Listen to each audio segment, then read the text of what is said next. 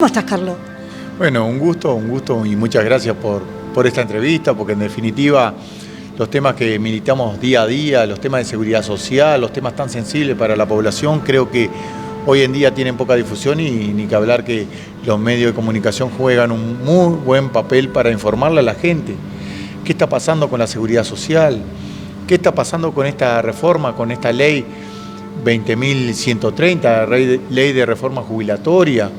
Y bueno, para eso estamos, para informar, para tratar de decirle a los compañeros y las compañeras qué temas tenemos en seguridad social y qué importante es saber de seguridad social para poderla defender, porque lamentablemente es una de las cosas que tenemos en el Uruguay, que no visualizamos a la seguridad social como algo importante, nada más que cuando la necesitamos.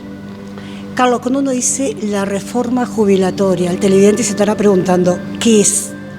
Bueno, se votó en el Parlamento una iniciativa de este gobierno, una reforma jubilatoria que lamentablemente desde el movimiento sindical somos muy críticos, porque nos hace trabajar 5 años más, nos hace aportar en las mejores condiciones 5 años más y nos vamos a jubilar con peores jubilaciones que la del sistema anterior.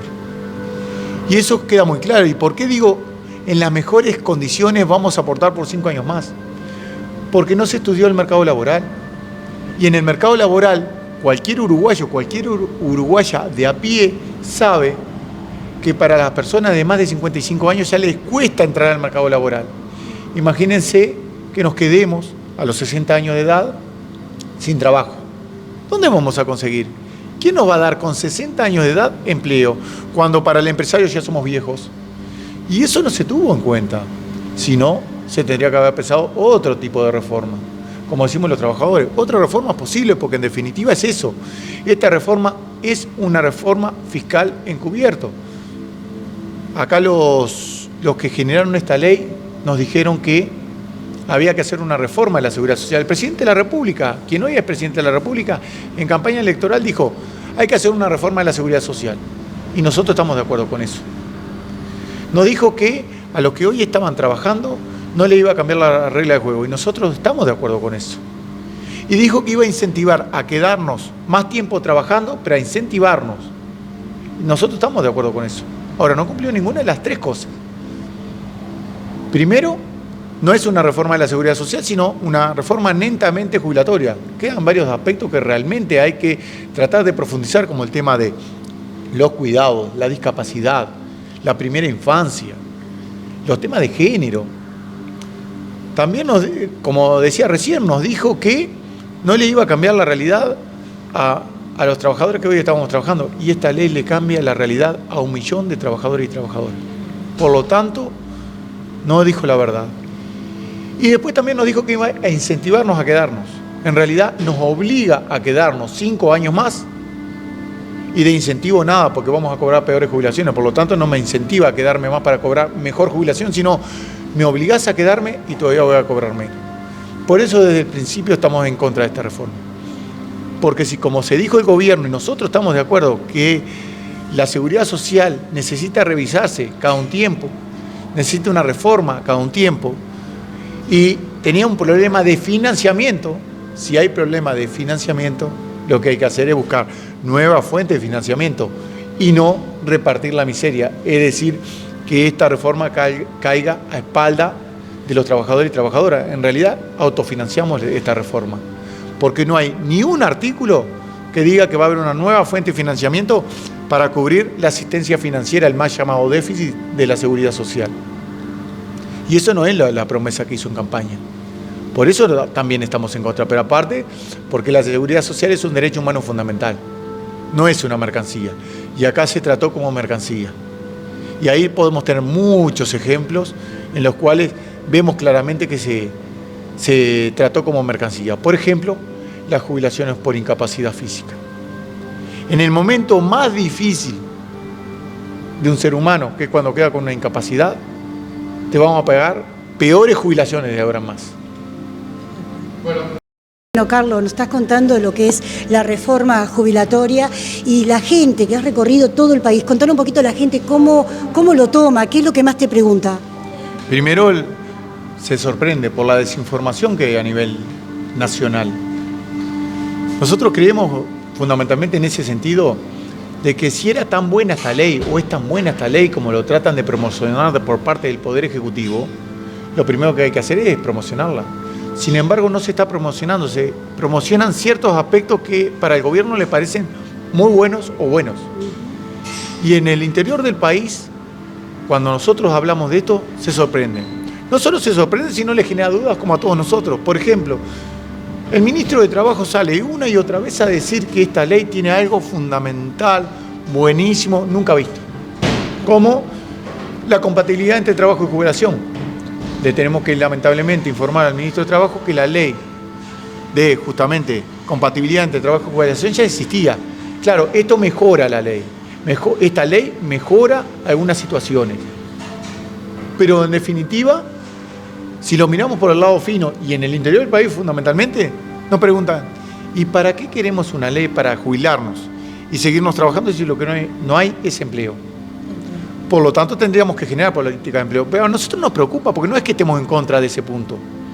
Nos preocupa si se analizó que en el Uruguay, según números del INE, casi una tercera parte de los menores de 25 años no accede al mercado laboral. Imagínate que con esta ley vas a trabajar 5 años más, se le va a complicar más a los jóvenes. Y a su vez, me jubilo y sigo trabajando en un país que tiene muy poco empleo, ¿qué va a pasar? ¿O realmente querrá generar el Poder Ejecutivo algo que estamos seguros que quiere generar? Que cuando hay mucha desocupación o hay mucha gente buscando trabajo, ¿qué pasa? Se reduce el salario. ¿Por qué? Porque hay mucha demanda de empleo y por lo tanto, en definitiva, un empresario va a decir, bueno, en vez de pagarte 25 te voy a pagar 20, porque igual atrás tuyo hay miles. Y eso puede suceder como sucedió en la década de los 90. Es decir, la historia vuelve a repetirse con una ley que para nosotros es nefasta, que tiene varios aspectos que son negativos. Nosotros hablamos de esta ley, yo recién te comentaba, la pensión por discapacidad. Y mirá, yo te voy a hacer un ejemplo de la manera de mirar desde el lado humano y desde el lado de la mercancía la misma ley. Y el mismo objetivo que plantea, por ejemplo, Rodolfo Saldain. Rodolfo Saldain decía en el momento que uno de los puntos de esta ley era porque en el Uruguay hay un 15% de las jubilaciones son por discapacidad o por incapacidad física. Un 15% y son muchas. Primero, tendríamos que compararlo con otro país y ver la realidad de por qué si son muchas o son pocas. Pero yo le voy a mirar, primero del lado donde lo miró el gobierno de la mercancía. ¿Qué decidió el gobierno? Reducir las jubilaciones por incapacidad física, es decir, darle menos jubilación al que más necesita. Yo te voy a mirar del lado humano. Si no se hubiera hecho ninguna reforma en el aspecto jubilatorio, pero si hubiese controlado a las empresas para que organicen bien el trabajo, cumplan las normativas de seguridad laboral y cumpliesen todas las normativas para cuidar a ese trabajador y trabajadora, con seguridad automáticamente reducimos ese 15%. Yo lo miré del lado humano, porque en definitiva, un trabajador que quiere terminar su vida laboral en las mejores condiciones para poder disfrutar los últimos días de su vida. Y esa debería de ser la visión humana que tendría que tener el Estado de sus ciudadanos. Y sin embargo no fue. Lo primero que pensó, todo el mundo parece que se quiere lastimar para jubilarse por incapacidad física y están abusando. No, no es eso. Yo no conozco a ningún trabajador que se quiera lastimar para jubilarse. No conozco a ninguno. En definitiva, cuando hay un trabajador o una trabajadora que tiene una enfermedad, ¿quién lo evalúa? Los médicos. Por lo tanto, tampoco es un tema del trabajador, me lastimé y me voy a jubilar. No, hay una evaluación técnica en la cual te dice, si llegaste, salvaríamos para jubilarte. Entonces no hay abuso.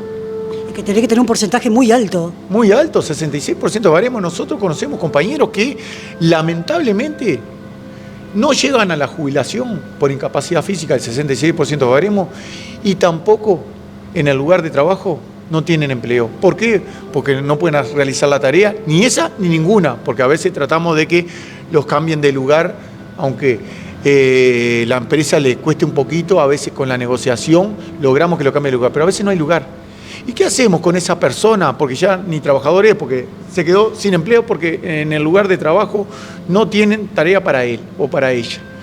Y la seguridad social no te protege. ¿Qué hacemos con esa persona? Queda un hueco en el medio. Yo lo estoy mirando del lado humano, no lo estoy mirando del lado de los números. Hay que mirar del lado humano.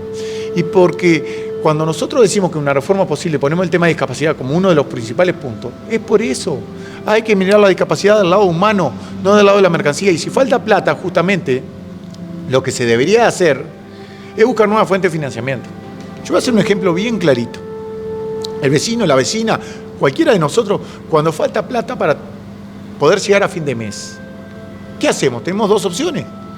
O recortamos la luz, el cable, el teléfono, recortamos todo lo que es anexo a nuestra alimentación para tratar de poder llegar a fin de mes.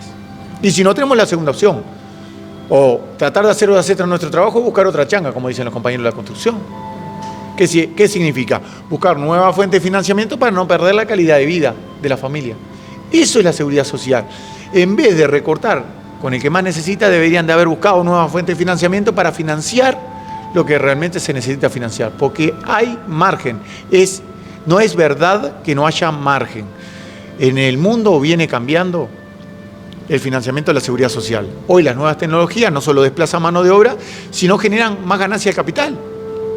Por lo tanto, de ahí están aportando a la seguridad social en todas partes del mundo. En el Uruguay no, las nuevas tecnologías no aportan y sin embargo generan mucha ganancia. Deberían de aportar por esos puestos de trabajo que se eliminan y además por aquellos que más necesitan. Porque no es para que justamente están utilizando esa nueva tecnología para generar más ganancias para ellos. Sin embargo, no piensan en la sociedad, que es la que después consume, que es la que después genera el empleo. Bueno, hay que pensarlo de ese lado, del lado humano. Por eso cuando nosotros hablamos de dos visiones de país, es netamente ideológico. Hablamos de un país de seres humanos y que el ser humano sea el centro, nosotros. Otros hablan de que la mercancía y el libre mercado es el centro. Eso, lamentablemente, al más vulnerable lo desprotege más y al más rico lo favorece. ¿Qué es lo que está pasando, lamentablemente? Y por eso estamos en contra de esta reforma.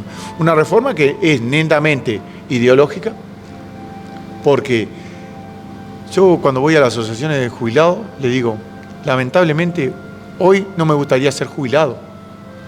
Yo sé lo que están sintiendo ustedes, que el gobierno diga que los jubilados, literalmente, por eso hacen la reforma, son un gasto, me da para pensar todo lo que hice para mi país, todo lo que generé para mi país, y ahora que en realidad me jubilé para disfrutar los últimos días de mi vida con mi familia, haciendo lo que no pude hacer mientras estaba laburando, hoy soy un gasto.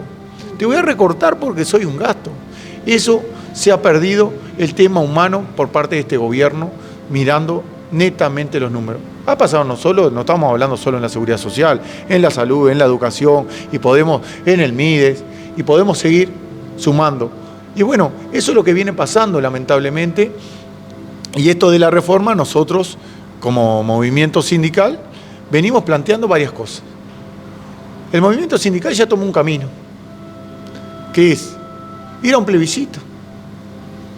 Ese camino del plebiscito es por 3 puntos fundamentales. Uno, eliminar el lucro de la seguridad social, porque como lo dice la Organización Internacional del Trabajo, no hay lugar para el lucro en la seguridad social. Justamente, es un derecho humano fundamental. Por eso en la papeleta nosotros pusimos los principios.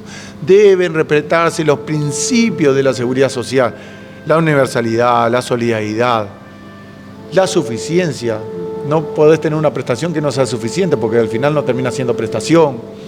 La participación social, algo que esta ley 20.130 también recorta la participación social, lo que hacemos nosotros en el Banco de Previsión Social, pero lo que hacen cada representante de los trabajadores, jubilados y empresarios en cada uno de los subsistemas, en cada una de las cajas, como se dice. Eso lo... Seguimos con Carlos. Bueno, ¿qué nos contabas, Carlos? Sí, que esta nueva ley, como decimos, perjudica cada vez más a los trabajadores y trabajadoras y bueno, lamentablemente esta ley a los compañeros y compañeras de entre 40 y 49 años de edad tienen hasta el 30 de noviembre para reservar el derecho para revocar la opción del artículo 8. ¿Qué sucede? Esta ley elimina un artículo que bonificaba justamente lo que hacían la opción por el artículo 8. Si bien antes ya perdían lo que habían hecho opción voluntaria por el artículo 8, hoy en día se perjudican aún más.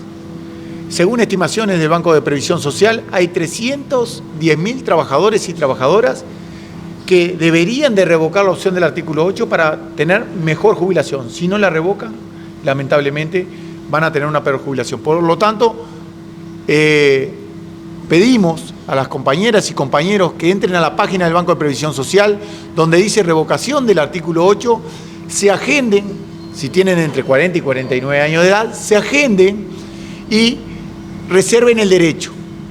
Ese derecho lo van a reservar hasta que el BPS termine de hacer el simulador, y ahí el BPS los va a llamar y van a tener que ir a asesorarse. Y ahí van a ver cuál va a ser la jubilación del futuro, con artículo 8 y sin artículo 8. Y ahí cada uno va a resolver si le sirve o no le sirve tener la opción del artículo 8, que para la gran mayoría no le va a servir. Por lo tanto, también queríamos no solo informar eso, sino invitar a todas y todos que se registren en la página, porque su futuro está en juego. También hablábamos fuera de cámara de los años 70 y 13, ¿no? Corregino, se van a jubilar a más edad, ¿verdad? Sí, en el año 70, los que nacieron en el año 73 a los 61, 74, 62, y así sucesivamente hasta el año 77, que se jubilan a los 65. Esta ley también tiene, lo decíamos recién fuera del aire, una agencia reguladora que también para los jóvenes lamentablemente no le está dando certeza, porque no saben ni a qué edad se van a jubilar, ni con cuánto, porque esta agencia reguladora va a tener el poder de diagnosticar el sistema cada 3 años, darle un informe al Poder Ejecutivo, y el Poder Ejecutivo de turno podrá cambiar los parámetros, es decir, aumentarte la edad de retiro, cambiarte los parámetros jubilatorios, es decir, con seguridad menos jubilación para el futuro. Por lo tanto, esta ley da mucha más incertidumbre que las leyes anteriores, y un sistema de seguridad social tiene que dar certeza. Lamentablemente, con esta ley da más incertidumbre que certeza, y principalmente para las futuras generaciones. ¿Qué nos contabas, Carlos? Que para el plebiscito, nosotros, después que salga la papeleta de la Corte Electoral, nosotros estamos generando un comando de campaña donde la Intersocial y varias organizaciones sociales ya están apoyando esta campaña de juntada de firma. Vamos a recorrer todo el interior, vamos a ir pueblo a pueblo, así como hicimos con la ley de urgente consideración. De la misma manera, tenemos entendido que el Frente Amplio va a dejar libre, o dejó libre, a todos sus militantes para el que quiera juntar firma y el que no quiera juntar firma, porque es parte también de la democracia. Algunos estarán más de acuerdo, otros estarán menos de acuerdo en la propuesta que nació desde el movimiento sindical. Y esa es un poco la idea, recorrer el país, hablar con el vecino, la vecina. En ese comando de campaña que vamos a hacer, va a tener una página, va a tener información, vamos a salir con información, pero aparte para demostrar la realidad que tenemos en el Uruguay en materia de seguridad social. Y si queremos seguir sosteniendo estos criterios que tenemos hoy en día en la seguridad social, donde casi el 100% del financiamiento de la seguridad social cae a espaldas de los trabajadores y trabajadoras. Y bueno, eso es lo que vamos a hacer en los próximos tiempos, recorrer el país, que para nosotros es fundamental, hablar con el vecino, la vecina, puerta a puerta. Y bueno, estamos generando justamente los argumentos, porque ya han salido argumentos en contra de este proyecto de ley, pero netamente lo que nosotros decimos es salir, primero prepararnos bien con toda la información y darle la información verídica a la gente, o nuestro punto de vista en el caso de que sean cuestiones que muchas veces son ideológicas. Por lo tanto, el punto de vista del movimiento sindical y la intersocial va a estar derramada en el territorio nacional. Contale a los televidentes, haciendo un redondeo más o menos, lo que se viene aquí en adelante. Bueno, decíamos que estamos impulsando un plebiscito del movimiento sindical donde tocamos 3 puntos. Uno, justamente algo que la Organización Internacional del Trabajo en 2018 hizo un informe y se llama El fracaso del sistema de ahorro individual privado en el mundo, donde demostró, primero, el 60% de los países revirtieron la situación llevándolo a público o a mixto, porque en definitiva lo que hacía era, perdían los estados, perdían los trabajadores y ganaban estas empresas. Bueno, eso es uno de los puntos, eliminar el lucro en la seguridad social. El segundo punto es tratar de equiparar el salario mínimo nacional con la jubilación mínima y la pensión mínima. ¿Para qué? Porque en definitiva no le vamos a solucionar la vida del jubilado o la jubilada, porque hoy con 17.317 pesos, la verdad, nadie vive. Inclusive que los gobiernos anteriores aumentaron a más del doble la jubilación, porque si no, hoy en día una jubilación mínima estaba en menos de 8.000 pesos. Igual así es poco, hay que seguir avanzando, y para seguir avanzando nosotros decimos que equiparar el salario mínimo nacional con la jubilación mínima sería algo lógico. Y lo tercero, algo que recién hablamos, los trabajadores y trabajadoras después de los 60 años se nos complica conseguir laburo. En algunos sectores ya directamente no los toman, y en algunos sectores hasta por la libreta de conducir no tenés más laburo. Por lo tanto, nosotros queremos que, y lo que dice la papeleta, que para tener el causal jubilatorio, y por eso lo queremos poner en la Constitución de la República, tiene que ser a los 60 años de edad con 30 años de servicio. Tomando en cuenta los bonificados, los cómputos especiales, porque hay, por ejemplo, los maestros que son bonificados se pueden jubilar antes de si se jubila con una edad ficta. Por ejemplo, la construcción, que viene planteando desde hace muchos años, que la legislación se equipare igual a la legislación de Argentina, donde se jubilan a los 55 años de edad con 25 años de servicio. ¿Por qué? Porque terminan deshechos y deshechas. Y bueno, entonces, esos son los 3 puntos que vienen para adelante. La papeleta ya la presentamos en la Corte Electoral. Aproximadamente entre una semana y media, la Corte Electoral nos dará el visto bueno o las recomendaciones para modificar alguna cosita, pero creemos que nos va a dar un visto bueno, y a partir de ahí saldremos a juntar firmas. Necesitamos mínimo 270.000 firmas, en las cuales nosotros, el propósito es por lo menos duplicarlas, para después poder ir a un plebiscito con las elecciones nacionales de 2024 y tratar de cambiar parte de la realidad, porque la otra parte de la realidad la va a tener que cambiar el gobierno que viene mediante un diálogo social donde discutamos una reforma de la seguridad social integral, en serio, responsable y democrática, donde veamos qué seguridad social necesitan el uruguayo y la uruguaya para que no ande penando, no ande como pasa acá en Montevideo, vagando por las calles porque realmente no le da para vivir, no le da para subsistir, o como pasa con los jubilados y las jubiladas que para llegar a fin de mes tienen que hacer malabares o ayudarlo a su familia. Por lo tanto, nosotros queremos una seguridad social diferente, más humana, universal y sin lucro, por supuesto. Muchísimas gracias, Carlos. Y bueno, que haya más gente así luchadora, que lo hay también, luchando por el derecho del que está del otro lado y el que está acá también. Muchísimas gracias, Carlos. No, muchísimas gracias a ustedes, porque sin ustedes, lamentablemente, no podemos llegarle a todas y todos. Y nosotros sabemos que los medios de comunicación son importantes para informar estas cosas que a veces no se saben. Siempre estamos a las órdenes. Gracias.